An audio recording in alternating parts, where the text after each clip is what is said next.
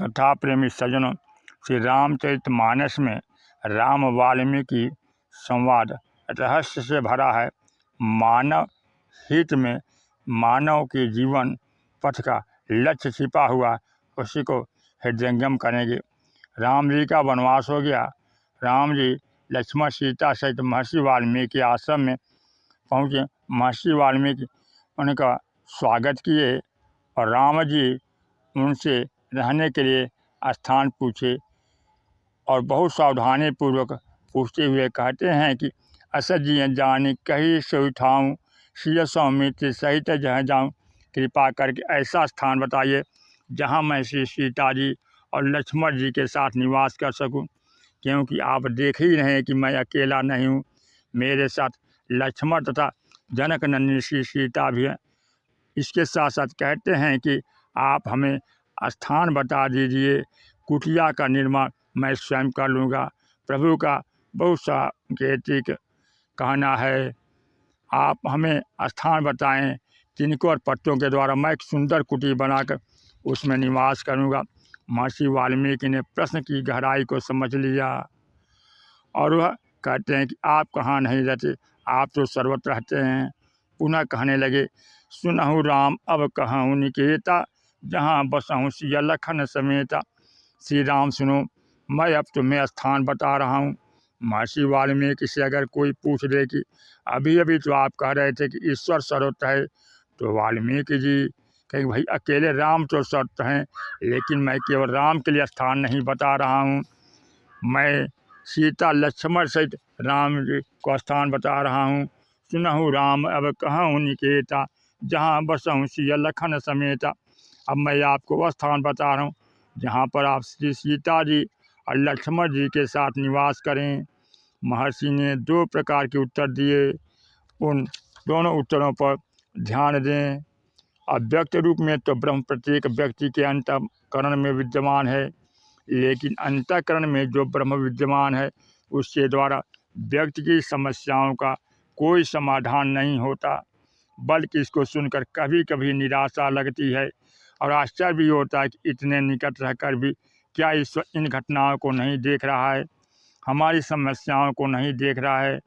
तब लगता है कि जब निकट रहकर भी वह इन समस्याओं का समाधान नहीं दे रहा, तो फिर हमारे जीवन में उसके रहने की क्या सार्थकता है। काकभुसुंडी जी ने भी अपनी आत्मकथा गणु जी को सुनाते हुए कहते हैं, काकभुसुंडी जी के पूर्व जन्म का नाम भुसुंडी शर्मा था। भुसुंडी शर्मा बाल्यावस्था से ही भगवत चरणानुरागी थे। प्रारंभ से ही भगवान की खोज में चल पड़े।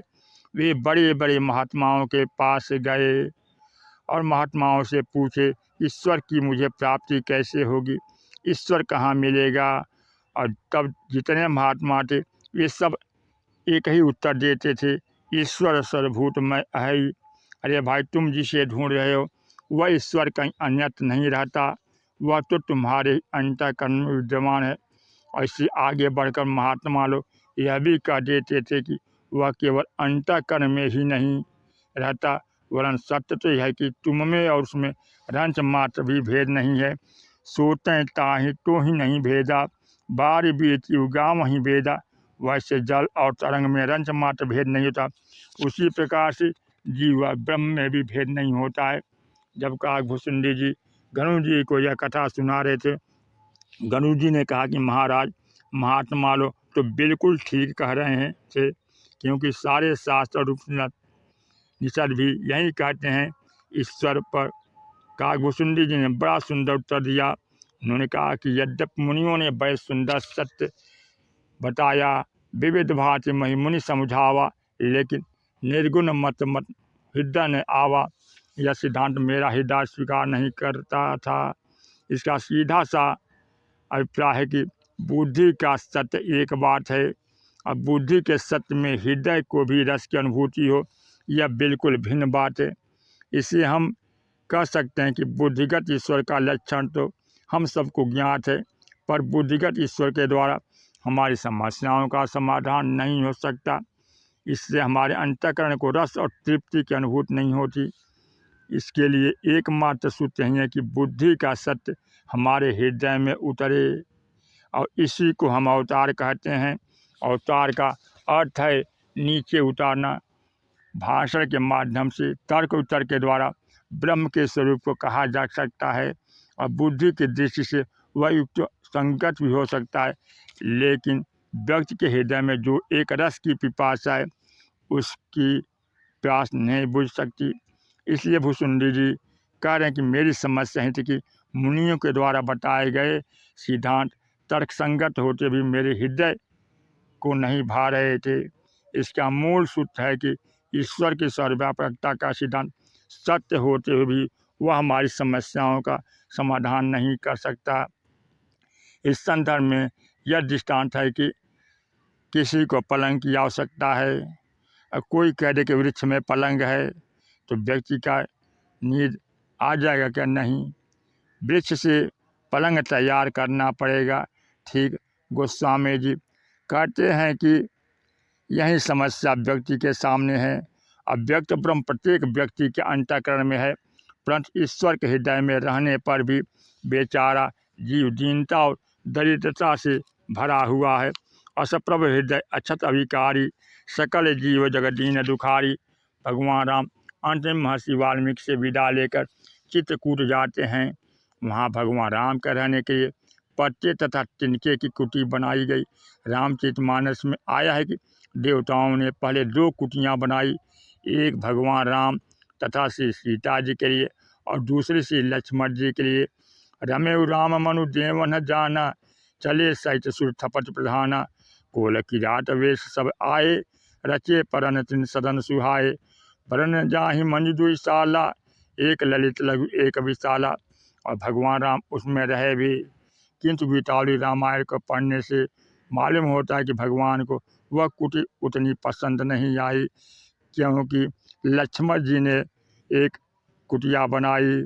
फटक शिला मृद विशाल, संकुल सुर तरु तमाल। ललित लता जाल हर छवि जान पितान की। मंदाकिनी तटनी तीर, मंजुल मृग बृहग भी। धीर मुनि गिरा गभी सामगान की। वहाँ कुटी कैसी बनाई गई? बोले विरचित तह परनसाल, और अति विचित्र, मैं क्या वर्णन करूं, सचमुच बड़ी विचित्र कुटी थी। अच्छा महाराज, तो यह बता दीजिए वह कुटी किसने बनाई? तुलसीदास जी कहते हैं, विरचित तह परनसाल अति विचित्र लखनलाल। सम लक्ष्मण जी ने इस कुटी का निर्माण किया था। महाराज, उस कुटिया की क्या विचित्रता थी? गोस्वामी जी कहे, अभी कोई विचित्रता पूछने की बात? अरे निवसत जहाँ नित्य कृपालु राम जानकी। जिस कुटी को देखकर भगवान श्री राम और श्री जानकी जी रिझ गए, उसमें रहने लगे। क्या इस कुटी से बढ़कर और कोई कुटी हो सकती है?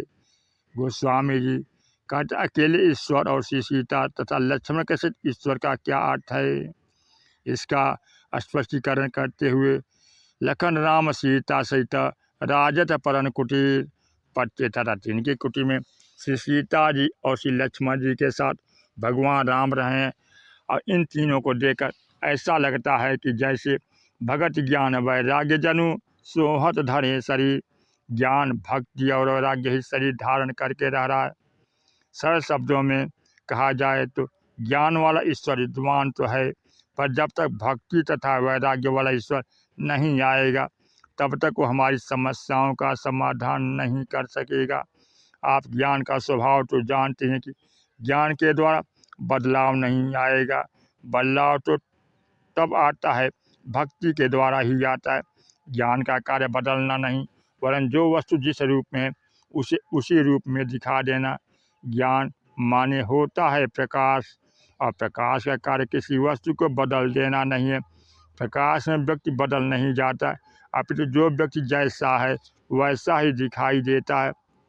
निर्गुण निराकार के रूप में जो अव्यक्त ब्रह्म है वह विशुद्ध ज्ञानमय है, और ऐसा ज्ञानमय ब्रह्म प्रत्येक हृदय में विद्यमान होते हुए केवल प्रकाशक के रूप में रहता है।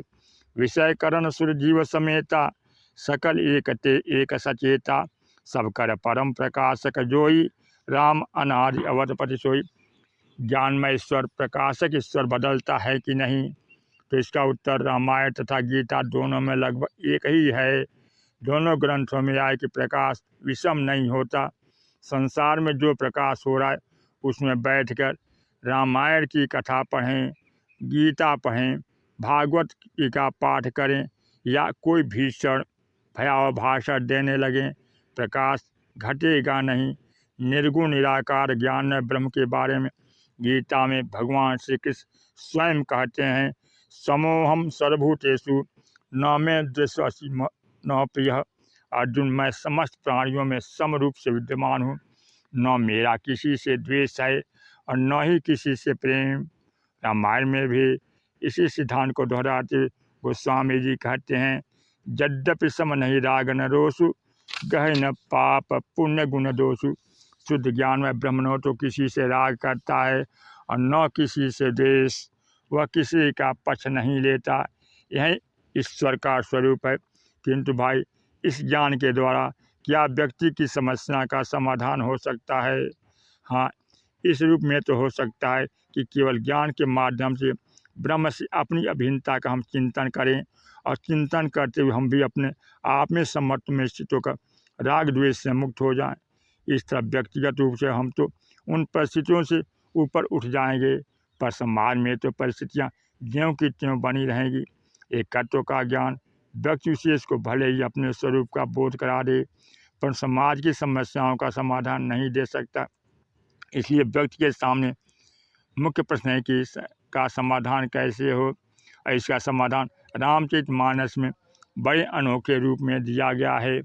भगवान कहते हैं कि मेरे मन में न तो किसी के प्रति राग है और न ही द्वेष, लेकिन भाई जब उनमें राग नहीं है तब फिर हमारी ओर उनका ध्यान क्यों जाएगा, और जब द्वेष नहीं है तो बुराई को मिटाने की चेष्टा वे क्यों करेंगे।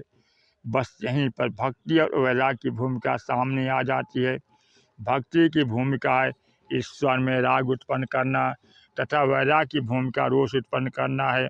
जब ब्रह्म में राग उत्पन्न होगा तो हमसे प्रेम करेगा, और जब क्रोध उत्पन्न होगा तो हमारी बुराइयों को मिटाएगा। इसलिए हमें राग रोष रहित ईश्वर की नहीं बल्कि राग और रोष ईश्वर की आवश्यकता है। भगवान राम को राग की प्रेरणा देती हैं श्री सीता जी, तथा रोष की प्रेरणा देते हैं श्री लक्ष्मण जी। परंतु भगवान राम अपने स्वभाव के अनुसार बार बार अपने स्वरूप में लौट आते हैं। लक्ष्मण जी की भूमिका पर ध्यान दिए तो भगवान राम को क्रोध करने के लिए प्रेरित करते थे। भगवान राम समुद्र के किनारे बैठे हैं अपने मित्रों से। प्रभु ने पूछा कि समुद्र को कैसे पार करें। विभीषण जी ने भगवान राम से कहा, प्रभु समुद्र तो आपका कुल गुरु है, अतः आप समुद्र के किनारे बैठकर प्रार्थना करें। आपकी प्रार्थना सुनकर समुद्र आपको मार्ग दे देगा और तब आपकी सारी सेना पार हो जाएगी। मेरी दृष्टि में समस्या का यही उपयुक्त समाधान है। भगवान राम ने विभीषण की सलाह सुनकर विभीषण की प्रशंसा करते हुए कहते हैं, सखा कहे तुमने कि उपाय करिए दैव जो हो सहाय। में तुमने बहुत सुंदर उपाय बताया है, अगर दैव सहायक होगा तो सफलता अवश्य मिलेगी। भक्ति देवी लंका में बंधनी है और वे राक्षसियों के द्वारा सताई जा रही हैं, पर भगवान राम अपने समत्व में स्थित हैं। उनका समत्व स्पष्ट दिखाई दे रहा है। जो श्री लक्ष्मण और विभीषण में समत्व स्थापित करे वह ब्रह्म के अतिरिक्त और कौन हो सकता है। लक्ष्मण जी राम जी के सगे भाई हैं और विभीषण रावण शत्रु का भाई है, और वे दोनों राम जी के दाहिने बाएं बैठे हैं। जैसे भगवान राम ने विभीषण की बात की सराहना की तो लक्ष्मण जी उन्हें प्रेरणा देने के लिए तुरंत बोल पड़े। बोले, महाराज आप क्या कह रहे हैं, क्रोध कीजिए। लक्ष्मण जी भगवान राम से कहते हैं, महाराज आप क्रोध कीजिए, नाथ दैव कर कौन भरोसा, सोचिए सुन करिए मनोसा। प्रभु कीजिए, इतना कष्ट सीता जी को हो रहा है और आप मित्र की भावना की ही रक्षा करने में लगे हुए हैं। महाराज इस समय तो क्रोध की आवश्यकता है। श्री लक्ष्मण जी भगवान राम को निरंतर क्रोध के लिए प्रेरित करते हैं। यही लक्ष्मण की भूमिका है। भगवान राम सूर्योदय हैं तो लक्ष्मण जी अरुणोदय हैं और सीता जी मिठास हैं। इसलिए जीवन में ज्ञान वैराग्य भक्ति की परम आवश्यकता है, जिसमें वैराग्य और भक्ति होगा वहीं ईश्वर को प्राप्त कर सकता है। बोलिए सियावर रामचंद्र की जय, पवन सुत हनुमान की जय, उमापति महादेव